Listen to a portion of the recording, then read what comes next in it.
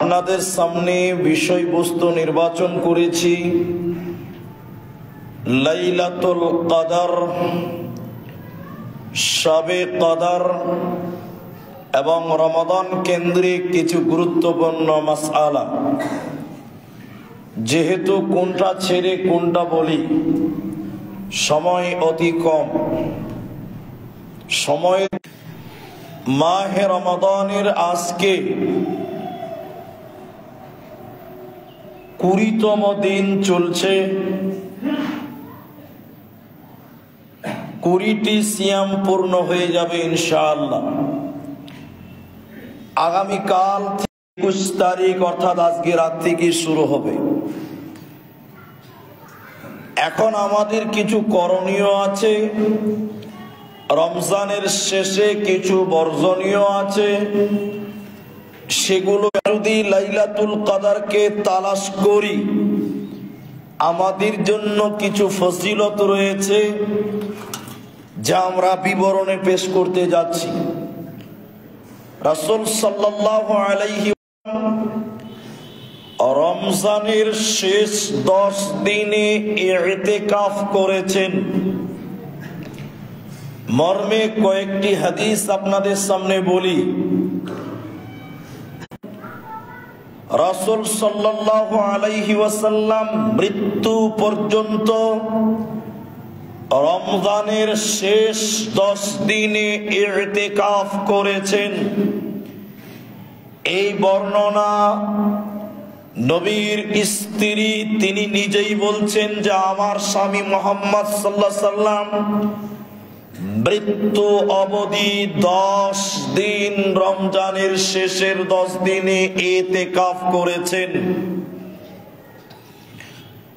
এবং তিনার মৃত্যুর পরে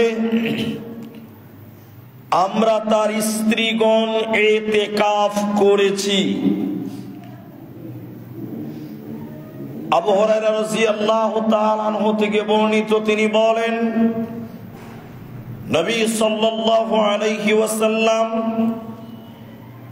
রমজানের শেষ 10 দিন ইতিকাফ করতেন প্রত্যেক রমজানে।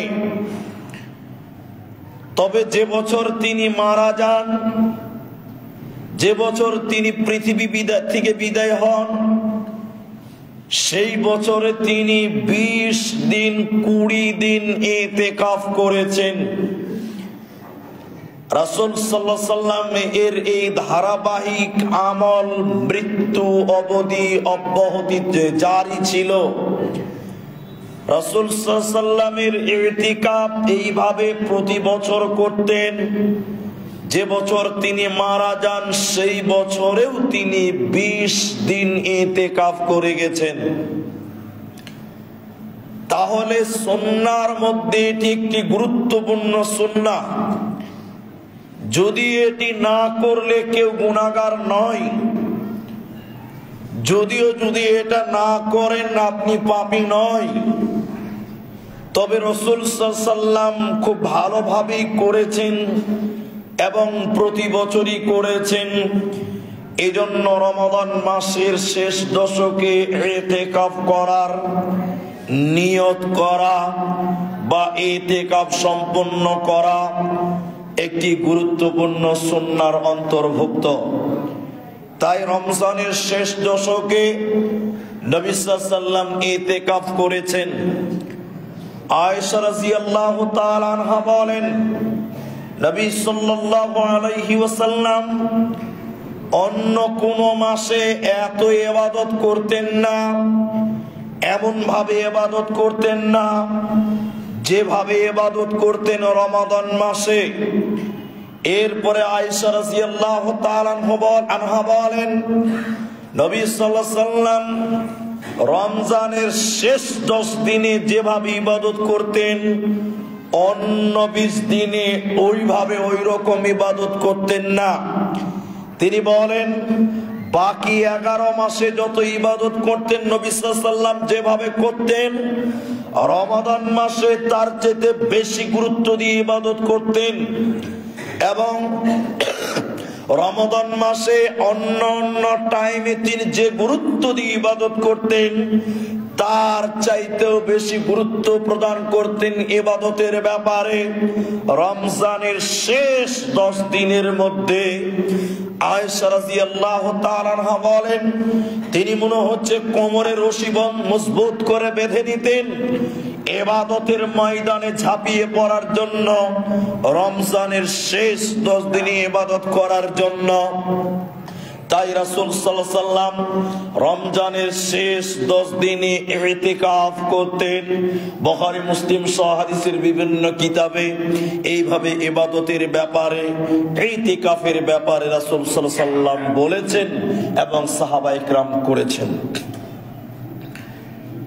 তার মধ্যে এই 10 দিনে এত গুরুত্ব দেওয়ার উল্লেখযোগ্য কারণ হলো এই 10 দিনের মধ্যেই আল্লাহ সুবহানাহু ওয়া তাআলা কোরআনকে অবতীর্ণ করেছিলেন।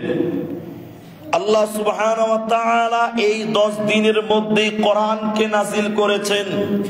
মর্মে আল্লাহ তাআলা বলেন, ইন্না আনসালনাহু ফি লাইলাতিল কদর, নিশ্চয়ই আমি এটি নাযিল করেছি লাইলাতুল কদরে।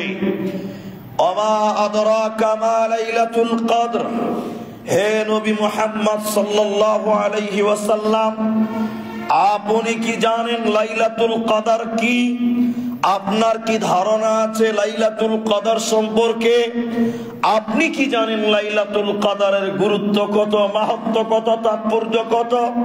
আল্লাহ তাআলা বলেন, লাইলাতুল কদরে খায়রুম মিন আলফিশ শাহর, লাইলাতুল কদর 1000 মাসের চাইতেও উত্তম একটি রাত। লাইলাতুল কদর 1000 মাসের চাইতে উত্তম একটি রাত। যে রাত রয়েছে রমজানের শেষের 10 বেজুরের রাত্রির মধ্যে, যেই কদরের রাত তালাশ করো তোমরা। নবী সাল্লাল্লাহু আলাইহি ওয়াসাল্লাম বললেন, রমজানের শেষ 10 দিনের বেজুরের রাত্রিতে সেই কদরের রাত হতে পারে। তাই রমজানের শেষ 10 দিনের ভিতরে যেগুলো বেজুর রাত, সেগুলোতে তোমরা কদর তালাশ করো, লাইলাতুল কদর তালাশ করো।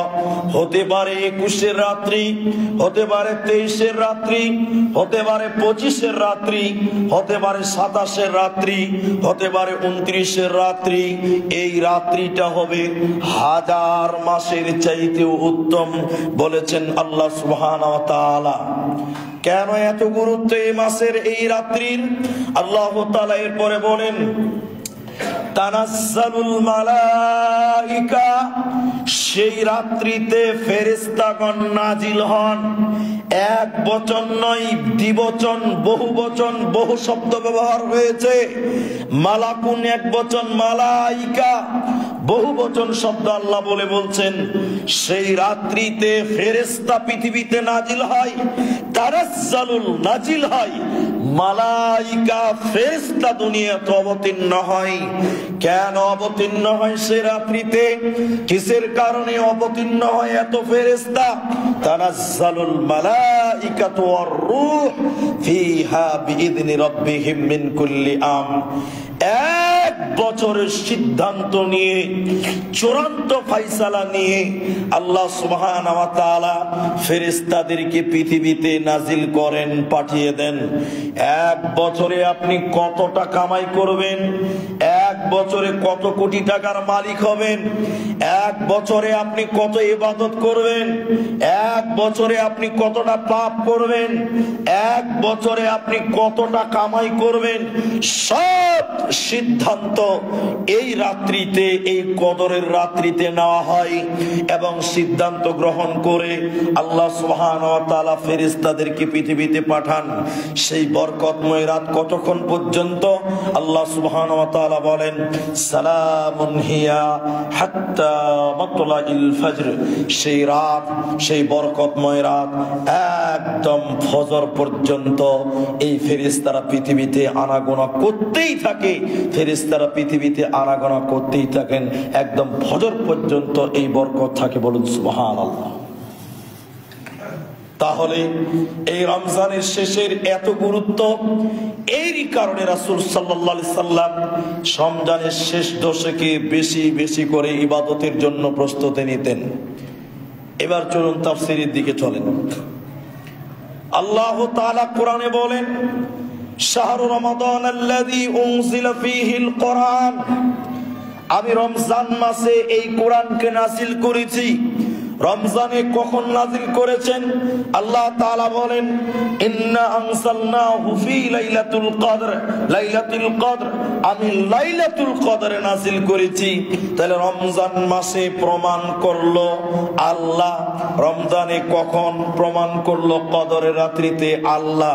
তার মানে তাফসিরে সাদি এবং তাফসিরে ফাতহুল মাজিদে বলা হয়েছে, সত্য আসমানের উপরে আল্লাহর আরশ থেকে কোরআনকে সর্বপ্রথম আমাদের আসমানের উপরে কাবার সরাসরি উপরে বাইতুল ইজ্জাত যে ঘরটি রয়েছে সেই ঘরের উপরে একসঙ্গে কোরআনকে আল্লাহ নাজিল করেছিলেন। ওই জায়গাতে সপ্ত আসমান থেকে আমাদের আসমানের উপরে কাবার উপরে একটি ঘর আছে, ওই ঘরে কোরআনকে একসঙ্গে নাযিল করা হয়েছিল, 30 পারাকে জমা করা হয়েছিল। লাউহে মাহফুজ থেকে একসঙ্গে কোরআনকে সেই জায়গাতে জমা করা হয়েছিল। সেই সময়টা ছিল লাইলাতুল কদরের সময়, সেই সময়টা ছিল রমজানের শেষের 10 বেজরের রাত্রির সময়।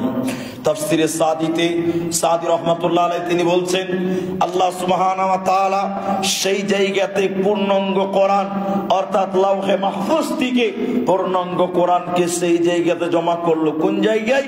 কাবার সরাসরি উপরে একটি ঘর আছে আসমানের উপরে, ওই জায়গায় জমা করলো। তারপরে দীর্ঘ 23 বছর সময়ে পৃথিবীতে যখন যেটুকু প্রয়োজন ছিল কোরআন সেটুকু করে করে নাজিল হয়েছে। এটা বুঝাতে গেলে অনেক টাইম লাগবে, সময়টা নষ্ট করতে চাইছি না। তাহলে কোরআনকে লাইলাতুল কদরে নাজিল করা হয়েছে, এর জন্য এর গুরুত্ব অনেক বেশি। বনি ইসরাইলের জামানায় একটা লোক, রাসূল সাল্লাল্লাহু আলাইহি ওয়াসাল্লাম বললেন, বনি ইসরাইলের জামানায় একটা লোক সারা রাত নফল নামাজ পড়তো, সারা রাত নফল নামাজ পড়তো। দিনের বেলায় দিনের দুশমন যারা, ইসলামের দুশমন যারা, আল্লাহর দুশমন যারা, তাদের বিরুদ্ধে তিনি জিহাদ করতেন, লড়াই করতেন। জিহাদ একটা ব্যতিক্রম ইবাদত। আপনি নামাজ পড়লে বিনা হিসেবে জান্নাত যাবেন এ কথা আল্লাহ বলেনি, নবীও বলেননি। আপনি রোজা করেছেন, বিনা হিসেবে জান্নাত যাবেন আল্লাহ বলেননি, নবীও বলেননি।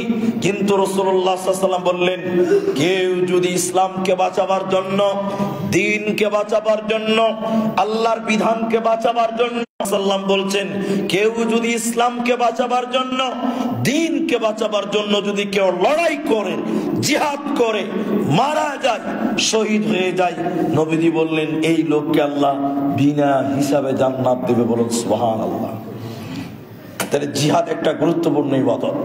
আমি বলছিলাম বনি ইসরাইলের জামানায় একটা লোক সারা রাত নফল নামাজ পড়তো, দিনের বেলায় সে জিহাদ করত। সে এই কাজ করেছে কতদিন? 1000 মাস করেছে। 1000 মাস করেছে। একজন সাহাবী আল্লাহ রাসূলকে জিজ্ঞাসা করলেন, ইয়া রাসূলুল্লাহ, ইয়া হাবিবাল্লাহ, দয়ার নবী গো, বনি ইসরাইলের জামানায় একটা লোক 1000 মাস সারা রাত নামাজ পড়েছে, দিনের বেলায় জিহাদ করেছে, বিরাট নেকি অর্জন করলো, অনেক নেকি হাসিল করলো। আল্লাহর নবী গো, আমরা তো 1000 মাস বাঁচবো না, আপনার উম্মতের হায়াত কম, আমাদের আয়ু কম, আমরা 60 বছর 70 বছর বাঁচি। তার নবী গো, তারা যদি 1000 মাস ইবাদত করে আর আমরা যদি 70 বছর ইবাদত করি, তাহলে তাদের ইবাদতের ধারে কাছেও আমরা যেতে পারবো না। আল্লাহ আয়াত নাযিল করলেন, বিসমিল্লাহির রহমানির রহিম। আল্লাহ বলেন, লাইলাতুল কদরে খায়রুম মিন আলফিশ শাহর। ওই লোককে কেন্দ্র করে আল্লাহ তখন জবাব দিয়েছে, হে নবী, আপনি তাদেরকে বলে দেন, তোমাদের ভিতরে রমজানের ভিতরে একটা রাত আল্লাহ দিয়েছে যে রাত্রিটা 1000 মাসের চাইতেও উত্তম হবে। বলুন সুবহানাল্লাহ। আরে ওরা তো 1000 মাস করেছে লোকটা, আল্লাহ 1000 মাস বলেনি, বরং বলেছেন 1000 মাসের চাইতে উত্তম একটি রাত। তাহলে ওরা 1000 মাস ইবাদত করেছে, নেকি পেল, তুমি এক রাতে ইবাদত করে তার চাইতে বেশি নেকি তুমি অর্জন করতে পারবে। বলুন সুবহানাল্লাহ। সেই রাত তুমি তালাশ করো, সেই রাত তুমি তালাশ করো, সেটা তোমাকে তালাশ করতে হবে। তারা আল্লাহ নবী খাস করে বলেননি। এখন অনেক মুসলমান সেই লাইলাতুল কদরকে খাস করে বলছে 27 রাত হলো সবে কদরের রাত। এখন অনেক মানুষ বলছে 27 রাত হলো সবে কদরের রাত। তো 27 রাতে যদি সবে কদরের রাত হয়, মুহাম্মদ সাল্লাল্লাহু আলাইহি ওয়াসাল্লাম তাহলে 10 দিন বললেন কেন? তাহলে নবী তো বলতে পারতেন যে তোমরা 27 রাতে কদর মানো। নবী সাল্লাল্লাহু আলাইহি ওয়াসাল্লাম এইভাবে বলেননি, বরং নবী বলেছেন রমজানের শেষের 10-এর বেজোড় রাত, 21-এর রাতও হয়ে যেতে পারে, 23-এর রাতও হয়ে যেতে পারে, 25-এর রাতও হয়ে যেতে পারে, 27-ও হতে পারে, 29-ও হতে পারে। তাহলে আপনি একদিন কি নির্ধারণ করলেন কেন? তাহলে কি আপনি নবীর চেয়ে বেশি জানেন? নাউজুবিল্লাহ। তাহলে আপনাকে কদর তালাশ করতে হবে কয়দিন? 5 দিন। 21-এর রাত 1, 23-এর রাত 2, 25-এর রাত 3, 27-এর রাত 4, 29-এর রাত 5। এই 5 দিন আপনাকে তালাশ করতে হবে। আপনি 27-এর রাতে রাত্রি জাগলেন, ইবাদত করলেন, আর কদরের রাত যদি 23-এর রাতে পার হয়ে যায় তাহলে তো আপনার জাগাই হবে। আপনি 27-এর রাত নিয়ে বসে আছেন, 21-এর রাত যদি আল্লাহ সাবে কদর হিসেবে কবুল করে নাই, তাহলে আপনি পেলেন কোথায়? আপনি তো পেলেনই না। এই জন্য আপনাকে 5 দিন 5টা রাত আপনাকে ইবাদত করতে হবে। 5 রাত কি লাভ হবে? কি লাভ হবে? নবী সাল্লাল্লাহু আলাইহি ওয়াসাল্লাম বলেন মান কামা, হযরত আবু হুরায়রা তিনি বলেন, বিশ্ব নবী বলেছেন মান কামা লাইলাতুল কদরি ঈমানাও ওয়া ইহতিসাবান গুফিরা লাহু মা তাকাদ্দামা মিন জামবি। বিশ্ব নবী বললেন সারা রমজানের শেষের 10-এ কদরের রাত্রিতে যে ইবাদত করে, মান কামা, কম মানে দাঁড়ানো, কিয়াম মানে দাঁড়ানো, মানে নামাজ পড়ে। এদিকে দেখেন আল্লাহ কি বলেন, মান কামা, যে ব্যক্তি নামাজ পড়ে, ইবাদত করে, রাতে জাগরণ করে, কখন? লাইলাতুল কদরে, রমজানের শেষের 10-এর বেজোরের রাত্রিতে। কেউ যদি ইবাদত করে দাঁড়িয়ে দাঁড়িয়ে, নবী বলেন ঈমানাও, ঈমানের সঙ্গে, ইহতিসাবান, ইখলাসের সঙ্গে, নবীজি বললেন গুফিরা লাহু মা তাকাদ্দামা মিন জামবি, আল্লাহ তার জীবনের গুনাহকে মাফ করবেন। বলুন সুবহানাল্লাহ। সব সগীরা গুনাহ আল্লাহ মাফ করে দিবেন, যা ছোট ছোট পাপ করেছেন। এক রাত ইবাদত করার জন্য আল্লাহ যদি কবুল করেন, সব আল্লাহ মাফ করবেন। বলুন সুবহানাল্লাহ। কিভাবে পার করবেন? কিভাবে পার করবেন সেই রাত্রিটা? আমি কোরআন সম্পর্কে কোনো কথাই নেই আজকের আলোচনায়। কোরআনের ফজিলত, কোরআনের মাহাত্ম্য, কোরআন তেলাওয়াত করলে কি লাভ হবে কিছুই বলতে পারিনি। সময় দেখেন ঘুরে বেরিয়ে যায়। শুধু এতটুকু কথা বলবো, কয়েকটি কথা বলার জন্য খুব চেষ্টায় আছি, দেখি বলতে পারি কিনা। তার মধ্যে এটি একটি বলে নিই, শুনেলেন। তার রাত্রিটি আপনি উদযাপন করবেন কি করে, পার করবেন কিভাবে, কিভাবে পার করবেন? আল্লাহ রাসূল তো বলেছেন 8 রাকাত, আল্লাহ রাসূল তো বলেছেন 11 রাকাত রাতের নামাজ, কিয়ামুল লাইল, তারাবি, তাহাজ্জুদ। কিভাবে আপনি পার করবেন একটু আমার দিকে কর্ণপাত করেন। যে সকল মায়েরা বাড়িতে আছেন তারাও শোনেন। অনেক মেয়েরা বলছে এই লাইলাতুল কদরে 100 রাকাত নামাজ পড়তে হবে, 1000 রাকাত নামাজ পড়তে হবে। মিথ্যা কথা। জি না, 100 রাকাতও পড়তে হবে না, 1000 রাকাতও পড়তে হবে না। নামাজ মাত্র 11 রাকাত, নামাজ মাত্র 8 রাকাত। অতিরিক্ত পড়তে চাইলে নফল পড়তে পারে, কিন্তু সুন্নাহ হলো 11 রাকাত, 8 রাকাত। 3 রাকাত বেতের আর 8 রাকাত হলো তাহাজ্জুদ, তারাবি, কিয়ামুল লাইল, যা বলেন তাই রাতের নামাজ। তাহলে 8 আর 3 11।